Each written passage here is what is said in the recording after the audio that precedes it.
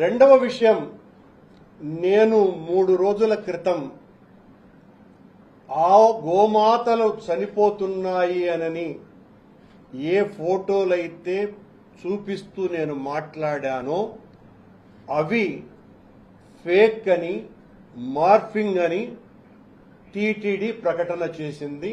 దానితో పాటు తెలుగుదేశం పార్టీ పెద్ద ఎత్తున సోషల్ మీడియాలో వైరల్ చేసింది. నేను చూపించినటువంటివి ఒక్కటంటే ఒక్కటి కూడా మార్ఫింగ్ కాదని, ఆ గోవులన్నీ కూడా శ్రీ వెంకటేశ్వర గోశాలలో చనిపోయినటువంటివే, అక్కడ తీసిన ఫోటోలేనని కట్టుబడి ఉన్నా, భగవంతుని మీద ప్రమాణం చేస్తున్నా. నేను అలా చెప్తే మీరు నమ్మరు కాబట్టి ఏ విచారణకైనా నేను సిద్ధం. మీరు ఏ విచారణ చేసైనా కూడా నా మీద చర్య తీసుకోవచ్చు. నేను కట్టుబడి ఉన్నా. ఒక్క ఫోటో కూడా మార్ఫింగ్ కాదని, అది గోశాలలో చనిపోయినటువంటి ఆవుల ఫోటోలేనని తెలియజేస్తున్నా.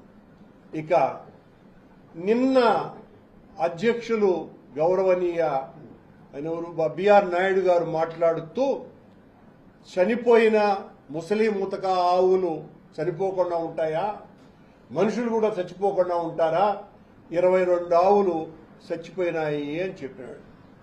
నేను చూపించిన ఫోటోలలో 70% పైగా లేగ దూడలే. అవన్నీ కూడా పత్రికల్లోనూ వార్తల్లోనూ మీ ప్రసార మాధ్యమాల్లోనూ కూడా వచ్చినాయి. మరి బిఆర్ నాయుడు గారి దృష్టిలో లేగదూడలు వృద్ధాప్యంతో చనిపోయినాయా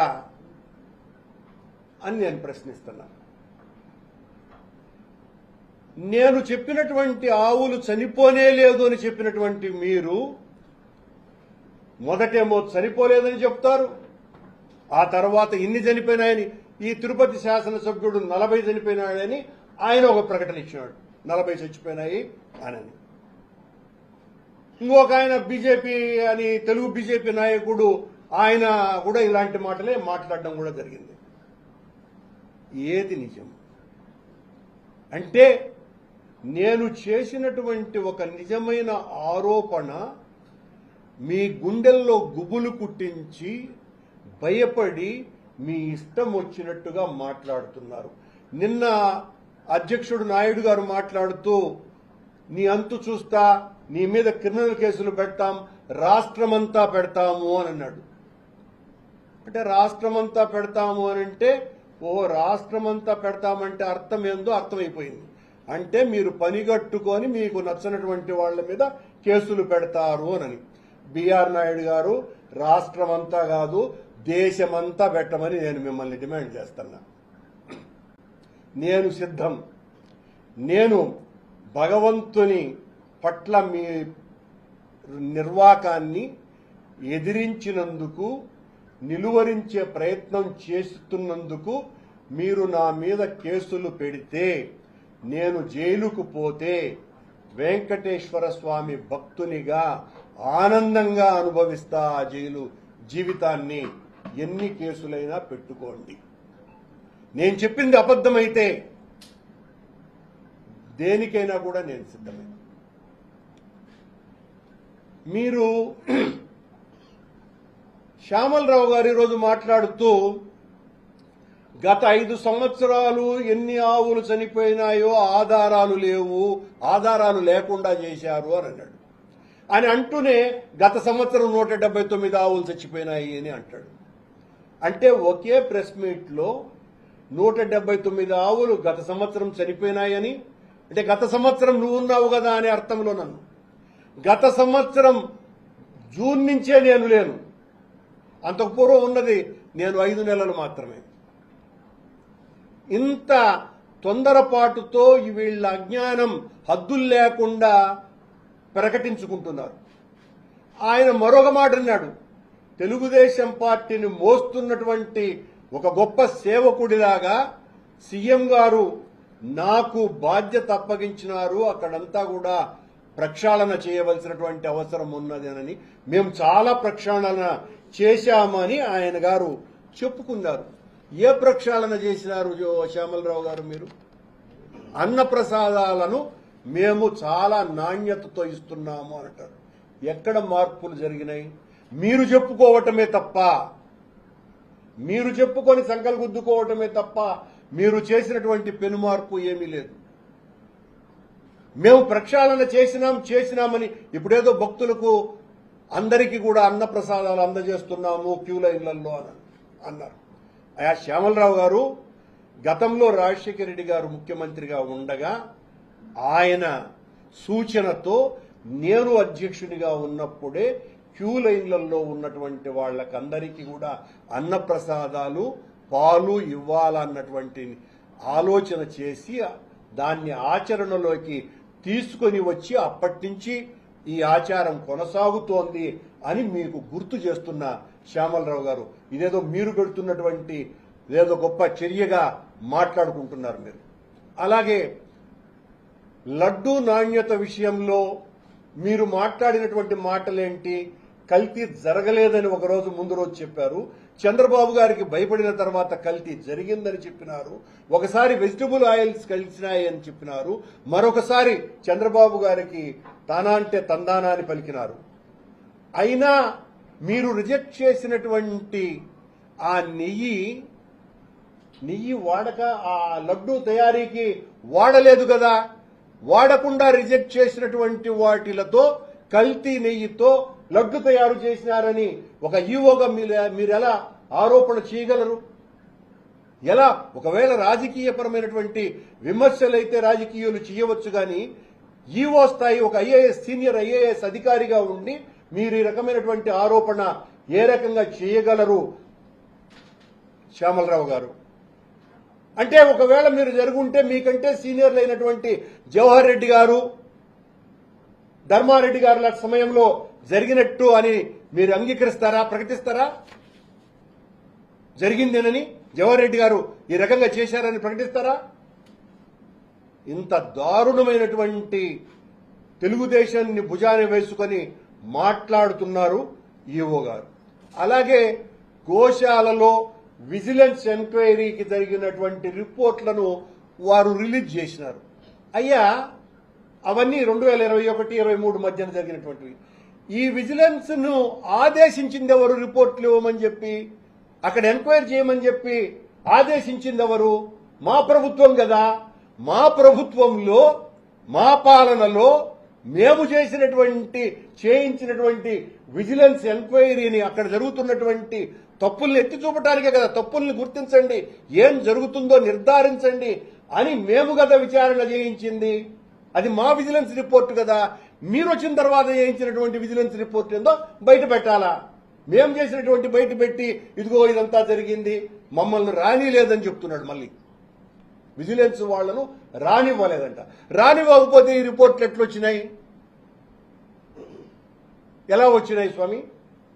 మేము వచ్చిన తర్వాత అంతేకాదు కాకుండా అది మీ అవుట్డేటెడ్ మెడిసిన్స్ ని ఆ కౌస్ కి వాడినారు అని అన్నారు. మరి మీరు వచ్చి 10 నెలలు అయింది కదా, ఏం చేసినారు? 10 నెలలయ్యి మీరు బాధ్యతలు స్వీకరించి ఈ 10 నెలల పాటు అవుట్డేటెడ్ మెడిసిన్స్ ని ఆవులకి ఇచ్చి చంపుతున్నారా? దీనికి సమాధానం చెప్పాలి ఈవో గారు. మీ మీద బాధ్యత ఉంది కదా. మీరు మా మీద ఏదో బురద చల్లటానికని చంద్రబాబు గారు ఆదేశం ఇస్తే ఈరోజు ప్రెస్ మీట్ లో దుమ్ము దులిపేసినానని మీరు గొప్పగా ఫీల్ అవుతున్నారు. నేను చెప్పిన వాటికి కూడా మీరు సమాధానం ఇచ్చుకోవాలా? గత 1.5 నెల క్రితమే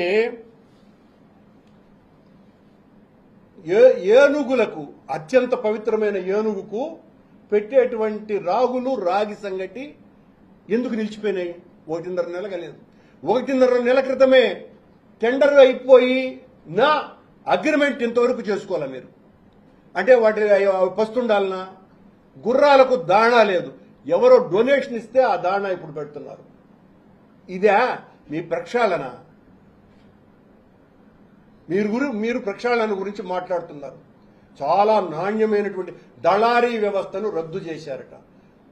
శ్యామలరావు గారు, బహుశా మీరు జోగుతున్నారో నిద్రలో ఉన్నారో, ఈ పాలనలో దళారీలకు కొదవే లేదు అని అనేక సార్లు బయటకు వచ్చింది. దాని మీద దృష్టి సారించండి. ఊరికనే వాళ్ళు తెలుగుదేశం పార్టీ వాళ్ళు ఇచ్చినటువంటి స్క్రిప్ట్ లాగా చదివేస్తే ఉపయోగంలే. ఇప్పుడు పెద్ద ఎత్తున దర్శన టికెట్లో అమ్ముడు పోతున్నాయి బ్లాక్ లో. ఇది పచ్చి నిజము. సరే, శ్యామలరావు గారు కొండ మీదంతా ప్రక్షాళన చేసినానని చెప్తున్నారు. స్వామి, అక్కడ బెల్ట్ షాప్ ఎందుకుంది? నెల రోజుల క్రితం మీ పోలీసు వాళ్ళే అట్లా ఫ్యాషన్ పీరియడ్ లో మాదిరిగా 3 ఫుల్ బాటిల్స్ పట్టుకొని ఇట్లా చూపిస్తా ఫోటోలు దిగినారే. ఇది ప్రక్షాళన శ్యామలరావు గారు? ఇది మీ పాలన ప్రక్షాళన ప్రారంభమైనాక జరిగినటువంటి సంఘటనే కదా. అలాగే మీ పాలనలోనే కదా బిర్యానీలు తింటున్నారు, మీ పాలనలో కదా తాగి కొట్లాడుకుంటున్నారు, మీ పాలనలో కదా ఒక తాగుబోతు వెదవా ఎంతైనా దొరుకుతుందిరా మద్యం ఈడ, నేను లోకల్ అని వీడియో బయటకు వచ్చింది మీ హయాంలోనే కదా. మీ హయాంలో కదా నిన్న చెప్పులు వేసుకొని వచ్చి ఏది మహాద్వారం వరకు వైకుంఠం క్యూ కాంప్లెక్స్ నుంచి ఏం ప్రక్షాళన చేశారబ్బా? ప్రక్షాళన ఏందిరా అంటే మీరు చేసింది వైఎస్ఆర్ కాంగ్రెస్ పార్టీ సానుభూతి పూర్లు ఎవరైనా వస్తే వాళ్ళకి దర్శనాలు ఇవ్వద్దు. తెలుగుదేశం పార్టీ సీఎంఓ చెప్పినటువంటి టికెట్లన్నీ కూడా వేలకు వేలు, రోజు 7,500,000 టికెట్లు ఇవ్వటం. ఇది మీరు చేస్తున్నటువంటి ప్రక్షాళన. ఎక్కడ ప్రక్షాళన? ఇది ఈరోజు ఈవో గారికి సంబంధించిన ప్రెస్ మీట్కు నా సమాధానం. నేను భక్తుల మనోభావాలను దెబ్బతీస్తున్నానని చెప్తున్నారు కదా, మళ్ళీ చెప్తున్నా, నేను నా మాటకు కట్టుబడి ఉన్నా. ఆ ఫోటోలు ఏవి మార్ఫింగ్ కావు. ఒక పని చేద్దాం, మీ చైర్మన్ గారికి, ఈవో గారికి చెప్తున్నా నేను, అలాగే సీఎం గారికి కూడా, పీఠాధిపతులు సాధువులతో మనం గోశాలకు వెళ్ళి అక్కడ చనిపోయినటువంటి ఆ కళేబరాలను వెలికి తీసి ఎన్ని రీసెంట్గా చనిపోయినాయో అన్న దాని మీద విచారణ జరిపిద్దాం. దీనికి సిద్ధపడాలి మీరు. ఊరికనే మేమేదో రాజకీయం చేస్తున్నామంట. ఆయన బిఆర్ నాయుడు గారు పాపం, ఆయన రాజకీయ ఋషి, రాజకీయం చేస్తున్నాడు. కరుణాకర్ రెడ్డి వైఎస్ఆర్ కాంగ్రెస్ పార్టీ సర్వనాశనం చేసేసినాడు. వాడు అసలు హిందువే కాదు, వాడు అన్యమతస్కుడు. ఋషి, నన్ను ఈ అన్యమతస్కులు అనేవాళ్ళు మీరే, నాస్తికుడు అన్నోళ్ళు మీరే, అసలు మనిషి జన్మకు తగిన వాడిని కాదు అనేటువంటి మాట కూడా బిఆర్ నాయుడు గారు మాట్లాడినారు. నేను వ్యక్తిగత విమర్శలు చేసేవాడిని కాదు, నా జీవితంలో నేను ఎప్పుడు చేయాల. కానీ నాయుడు గారికి చెప్తున్నా, నేను చెప్పినటువంటి మాటలకు కట్టుబడి ఉన్నాను. నేను మార్ఫింగ్ చేసిన ఫోటోలను చూపించలేదు. అక్కడ ఆవులు చనిపోయినాయి. మీరెందుకు కాంట్రాడిక్టరీగా మాట్లాడుతున్నారు? మీరెందుకు నిన్న 22 ఆవులు అన్నారు? ఈరోజు ఈవో ఎందుకు 40 ఆవులు అన్నాడు? ఈ స్థానిక ఎమ్మెల్యే ఎందుకు 40 ఆవులు అన్నాడు? ఆవులు చనిపోతున్నాయి అన్నటువంటి విషయాన్ని గుర్తించినారు కదా. అయితే ముసలి ఆవులని మీరెందుకు అన్నారు? నేను చూపించిందన్నీ కూడా లేగదూడలు కదా ఎక్కువగా. ఆ లేగదూడల్లో ఎందుకు చనిపోయినాయి? బాధ్యత సరైనటువంటి రీతిలో లేదు కనుకొనే కదా చనిపోయినాయి. సరిదిద్దుకోవాల్సినటువంటి బాధ్యతని చెయ్యకుండా, ఆ పని మీరు చేయకుండా మా మీద వ్యక్తిగత దూషణతో కరుణాకర్ రెడ్డి తాట తీస్తాం, రాష్ట్రంలోనే తిరగనివ్వం, తాట తీసి చెప్పులు కుట్టుకుంటారేమో. ఏం బా, మీరు జైళ్ళకి వేసేస్తే భయపడిపోయేదానికి నేనేమైనా ఒక మామూలు రాజకీయుడిని అనుకుంటున్నారా? జీవితమంతా పోరాటాలతో వచ్చిన వాడిని నేను. అలజడి నా జీవితం, ఆందోళన నా ఊపిరి, తిరుగుబాటు నా వేదాంతం. భయపడే ప్రసక్తే లేదు.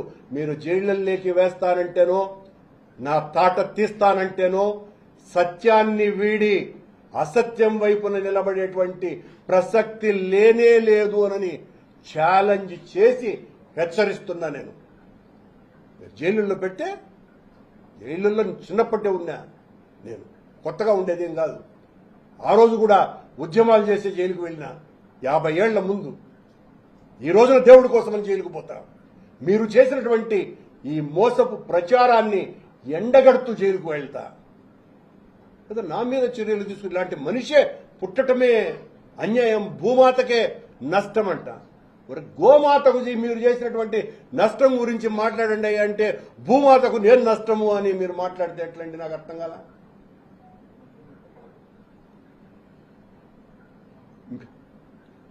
మేము రాజకీయానికి వెంకటేశ్వర స్వామి ఆలయాన్ని వాడుకుంటున్నాము అని ప్రచారం చేశారు. అయ్యా, తెలుగుదేశం గారికి